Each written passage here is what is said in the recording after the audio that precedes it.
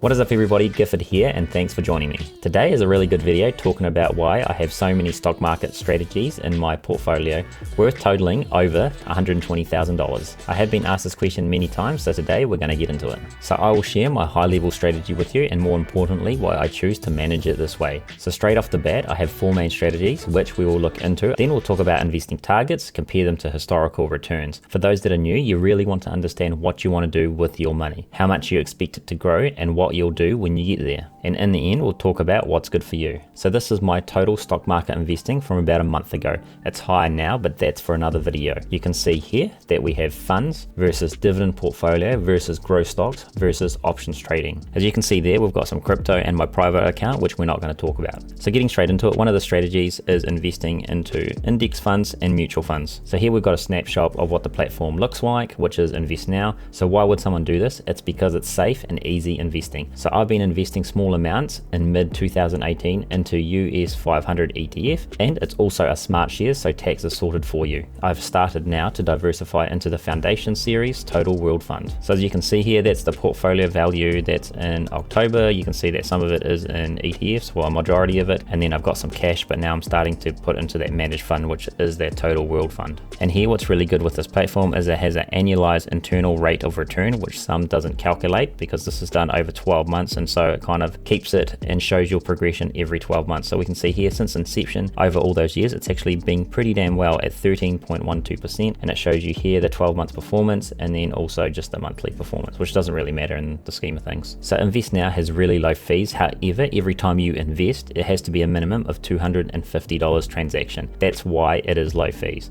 It's also the cheapest for set and forget, and it's as easy as going into fund selection and then clicking fund info and then having a look at the performances there. So what is the target here for this funds account? Well, generally the market gives 8 to 10% per year, and you can see here that this is going at 13% per year. If you compare that to something else, which is like a bank term deposit, you can see that this is much better returns, and this grows your money safely and slowly, although it's never really guaranteed if it is invested in the stock market. So if someone decided to go with the fund strategy, what are the actual long-term goals here? Well, we've gone to the compound interest calculator and we're just going to put some numbers down to show you what it can end up like. Okay, so here someone's got an initial investment of $4,000. We then go to step 2, you then contribute $100 a month, which is only really $25 a week. Going from there, if you put the length of time to 30 years, give yourself a really long time horizon, because to let that money compound, and because also you're only putting in $25, right? If you're only going to put in a small amount, you really got to compound it over time. We then put in the interest rate, so we put in 10%, which is kind of the market average, although it is in the higher end, and then we compound that at the bottom over here at annually, and then you click calculate, and here what you have is the results after 30 years. You can see that someone would get 267,190 and a couple of cents, right? So you can see the invested amount ticking along, and then you can see its projected returns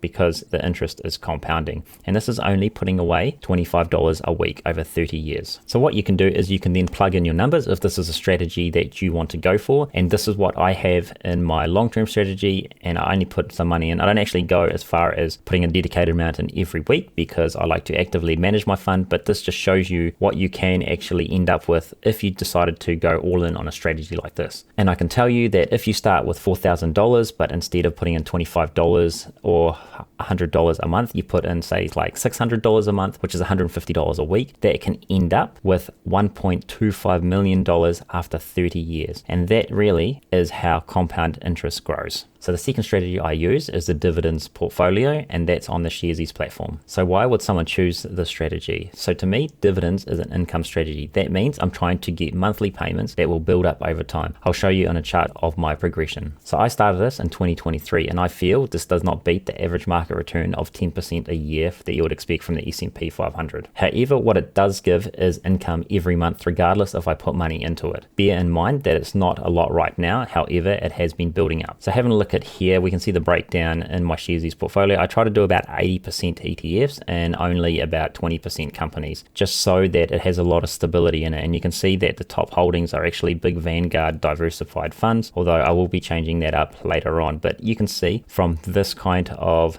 stocks that I have here that the trend does slowly go up over time, as well as paying consistent dividends. So fees wise, Sharesies can be cheap and expensive depending what you do. For small weekly buys, then it's good. Performance is all about about monthly dividends and their payouts with the years to come. It's good to get capital return, however, it's about how safe that dividend payment is each month. So answering the question, which we basically answered already, what's the point of this if you're not sure it's going to beat the S&P 500 of 10% a year? Well, really, it's about the monthly income. So using that dividends there to either go back into saving, or you can just use it for your real life expenses or any bills that you have coming up, just to help along the way. So again, with the strategy is passive income. I don't have a high paying job, so I want to supplement that with passive income. I don't work a second job as much as I do anymore, and really could do with this income. It's not going to make me rich anytime soon, but it does provide some sort of passive secondary income that is nice to have. So this is the dividend tracker. We can see here of the performance in 2024, starting from January all the way up to September. Now obviously we're in October, but the information hasn't been here. We can see the dividend that I've received each month, which is sort of 7, 3, 11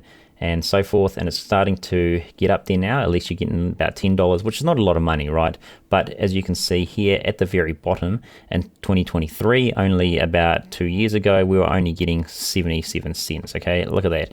That was only 39 cents. So we can see the bottom here of how much money I actually invested when I started this account. And if you want to, you can have a look at my further videos of when I did start this, showing you what I did to slowly build it over time. And we can see now that it's got 13,400 invested in it. The actual portfolio has obviously grown a little bit, so yeah. But we can see here from these values that the dividends are getting larger if I continue to put more money into it. And we've got a running total so far for this year of $106.79 received from dividends. So if you can see that, if you compare this to the funds, $106 is not really 10% of the portfolio that you might get in the S&P 500. So again, it's not really comparing the two strategies as much as deciding what do you actually want your end goal to be. Do you want a chance at having steady returns from the S&P 500 where it's relatively safe, or do you want dividends that is going to be paying you some sort of income at this stage, pretty tiny, but is giving you some sort of passive income along the way? So the third strategy to go into is investing in growth stocks. So why invest in this strategy? It's because growth stocks can make you lots of money very quickly, but also the other way around, you can lose a lot of money very quickly as well. So general statistics show that 95% of investors don't beat the market. However, I've been fortunate to have done well with Tesla. I like the strategy because you have to want to learn about the company. I work in technology, so I find Tesla really interesting to research. So anyways, I recently sold some Tesla in the recent spike, which made me over $5,000 New Zealand. So for this strategy, I used the platform Hatch, and Hatch is really good because if you do one-off buys, it only costs you $3 per transaction. So if you're doing sort of relatively big buys of $2,000 to $3,000, it's really cheap actually to only pay that a small amount. However, if we go the other way around, if you're only putting in $100 or $300 every time you invest, then that's going to be costing you a lot of money, because $3 USD per transaction, then you're going to be paying a lot of money compared to how much you're investing.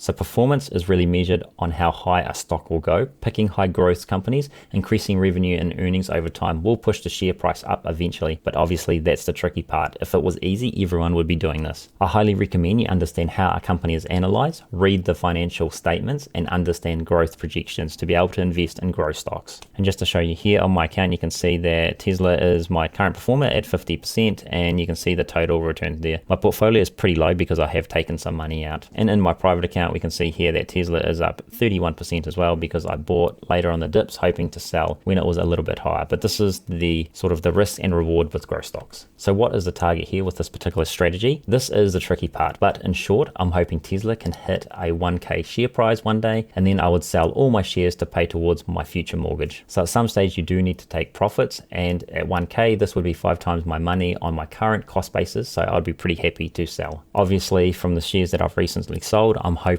that the share price will come back again, and then I'll be able to buy back in, but who really knows what will happen in the future.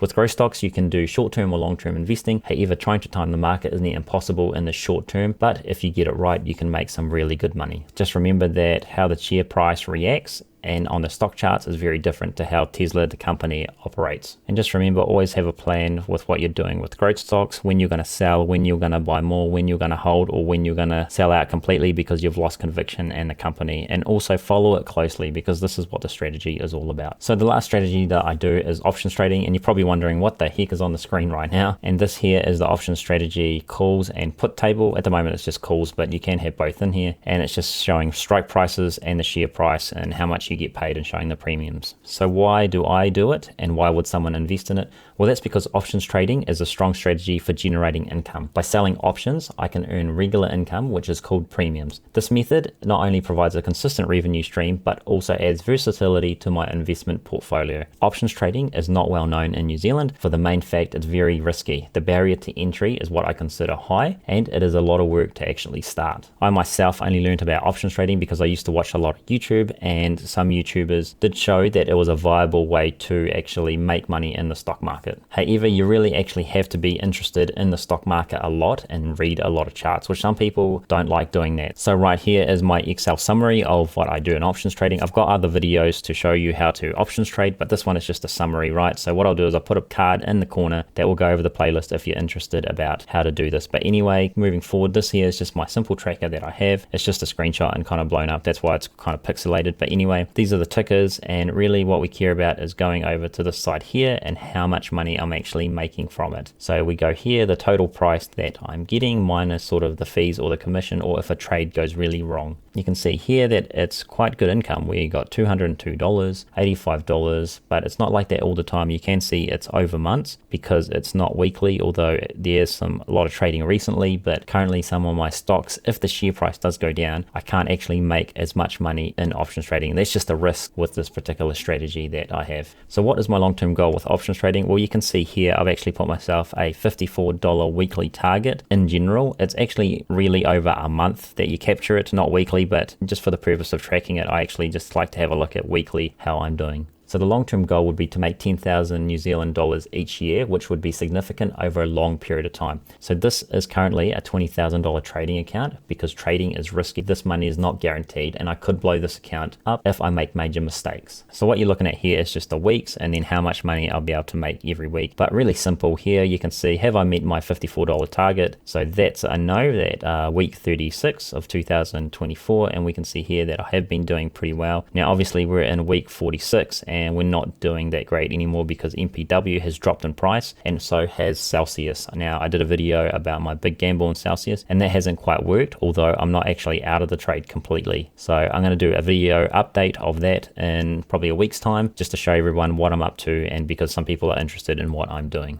So those are my 4 main strategies that I have in my stock market, telling you the high level of why I invest that way, but also what my long-term goal and targets are. So I hope you found that informative, and hopefully it gives you an idea of why I decide to do the things that I do. So this leads me on to the next part, which is what is the benchmark? There's basically 2 benchmarks that I like to go on. So the ticker symbol first is VT, and that's a Vanguard Total World ETF, and the other one is the ticker symbol SPY, SPY, and that is the Spider S&P 500 ETF Trust. Are considered standards because they offer broad market exposure with low costs and high liquidity. So VT provides exposure to global stocks, including US stock market, developed and emerging markets, making it a one-stop shop for international diversification. Its low expense ratio and broad diversification make it attractive for long-term investors. SPY tracks the S&P 500 index, which includes 500 of the US largest companies. It's the oldest and most liquid ETF, offering a low cost-effective way to invest into the US stock market. Its low expense ratio and ease of trading make it go-to choice for many investors. These ETFs are popular because they provide a simple, cost-effective way to gain exposure to large segments of the market. So after listening to my 4 strategies and thinking about yourself and what you want to do, what you want to look at is what do you want to do with the money? What strategy do you want to go through, and what kind of income have you got to be able to determine how much you're going to invest and what you're going to come out with? There's a reason why I do income generating strategies, and that's because my first job doesn't pay quite enough for me to invest lots of money into it, so I want to grow that. So I don't know your personal situation, but that's just something you really have to have a serious think about which way you're going. VT and SPY is the stock market benchmarks to beat. 95% of investors will not beat this, but I'm hoping I can be one of them. My funds portfolio and Invest Now will pretty much mimic this, so it's going to be a straight copy. It's just got different ticker symbols. Dividends and options trading is geared towards income and not overall returns, so you really can't compare the two. And the growth strategy is all about picking individual tickers to beat the market, so I'm hoping Tesla can go on to do that in 2030. Anyway, that's enough of my portfolio and me talking about it. So guys, let me know about my 4 strategies that I've got going on. I know it's a little bit complicated, complicated and it's a little bit too active in some of it, but that's the way I like to invest. If you have any questions, comment down there and I'll get back to you when I can. If you want to follow me elsewhere, I also post on Instagram midweek about stock market commentary, major news, and what I'm doing in my portfolio. Hit like and subscribe if you want to see videos from someone from New Zealand talking about personal finance, stock market investing, and property investing. The trading platform I use is Interactive Brokers, Hatch Invest, Stake, and Sharesies for individual companies, and I use InvestNow for index funds. If you want to start investing, you can use any of my referral codes down below to start your own investing journey if you are from New Zealand. And if you click this end video here, it will tell you about my dividend stock portfolio. Otherwise, thank you for watching and I'll see you on the next one. Goodbye.